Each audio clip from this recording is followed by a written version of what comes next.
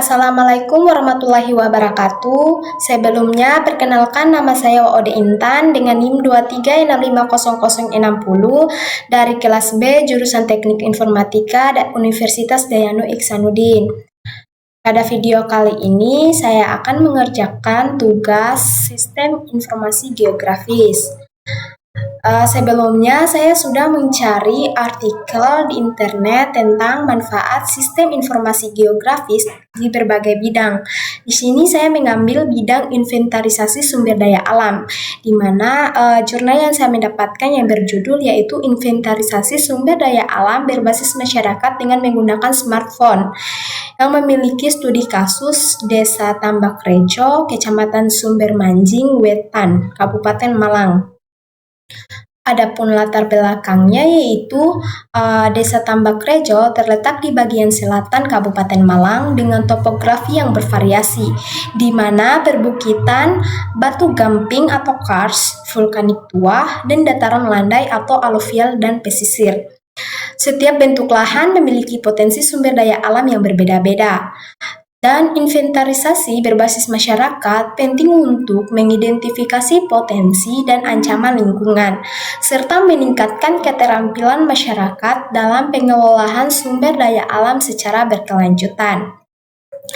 Selanjutnya, tujuan penelitian dari artikel ini yang pertama, mengidentifikasi potensi sumber daya alam di Desa Tambakrejo secara partisipatif menggunakan smartphone.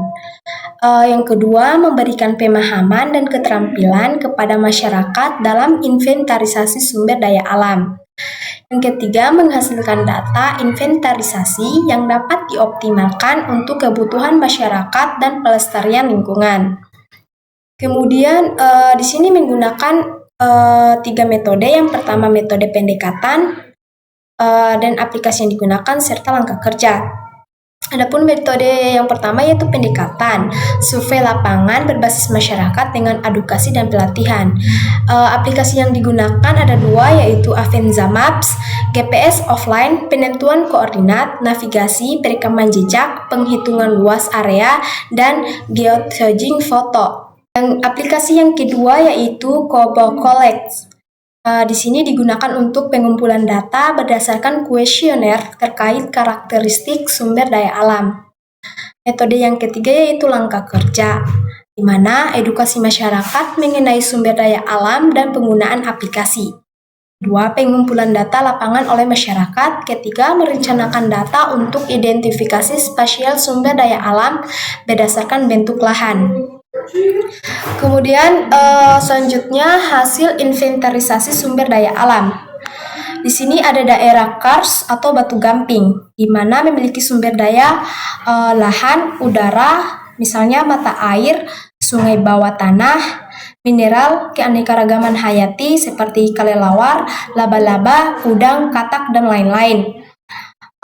Dan banyak ditemukan gua, baik kering maupun berair.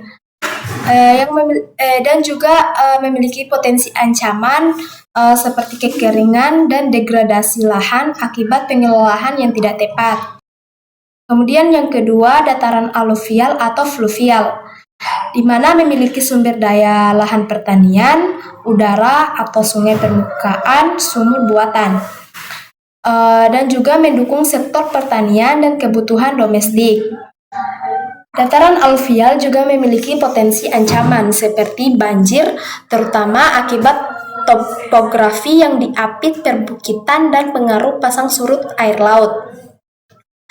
Yang ketiga yaitu perbukitan vulkanik tua, yang juga memiliki sumber daya seperti hutan dan lahan resapan udara.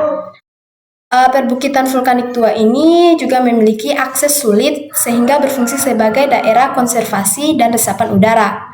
Dan juga memiliki potensi ancaman seperti longsor dan banjir jika terjadi kerusakan hutan atau perubahan penggunaan lahan secara masif. Yang keempat yaitu daerah kepesisiran, yang memiliki sumber daya seperti ekosistem mangrove, padang lamun, terumbu karang, perikanan, dan pariwisata. Daerah kepesisiran memiliki tipe pesisir seperti pantai erosi tanah, pantai pengendapan, subaerial atau mangrove, pantai yang dibangun oleh organisme atau terumbu karang. Daerah kepesiran juga memiliki potensi ancaman, di mana seperti erosi, sedimentasi, dan kerusakan ekosistem pesisir jika tidak dikelola dengan baik. Pada artikel ini juga memiliki sebaran dan pemanfaatan lahan. Yang pertama, daerah pesisir dan daratan aluvial. Yang digunakan untuk pemukiman dan pertanian karena aksesnya mudah.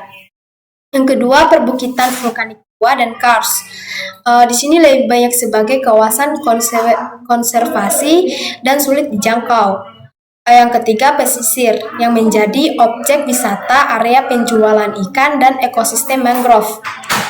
Selanjutnya, manfaat dan tantangan penggunaan smartphone. Adapun manfaatnya yaitu yang pertama, memudahkan pengambilan data spasial dan non-spasial. Yang kedua, meningkatkan partisipasi masyarakat dalam inventarisasi. Yang ketiga, data yang lebih akurat dan mudah diolah untuk perencanaan pembangunan desa. Adapun tantangannya yang pertama, keterbatasan akses dan kemampuan teknis sebagian masyarakat.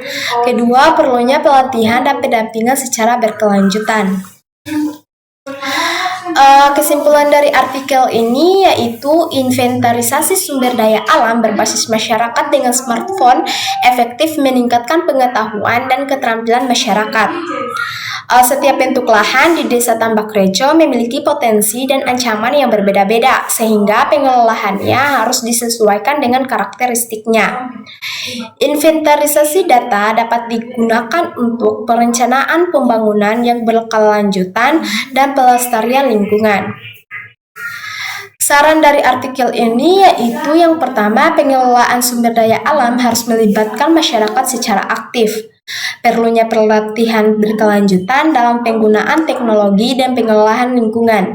Dan yang terakhir, pemerintah desa dapat memanfaatkan inventarisasi data untuk pengambilan keputusan berdasarkan bukti. Kemudian yang terakhir, artikel ini memiliki referensi utama di mana Sahrina A. DKK 2022, inventarisasi sumber daya alam berbasis masyarakat dengan menggunakan smartphone, Jurnal Praksis dan Dedikasi Sosial atau JPDS volume 5 nomor 2 halaman 61 sampai 69. Di sini juga ada link dari artikel yang saya ambil. Oke. Itulah penjelasan dari saya. Apabila ada kesalahan atau kekurangan, saya mohon maaf. Wabillahi taufiq walhidayah. Wassalamualaikum warahmatullahi wabarakatuh.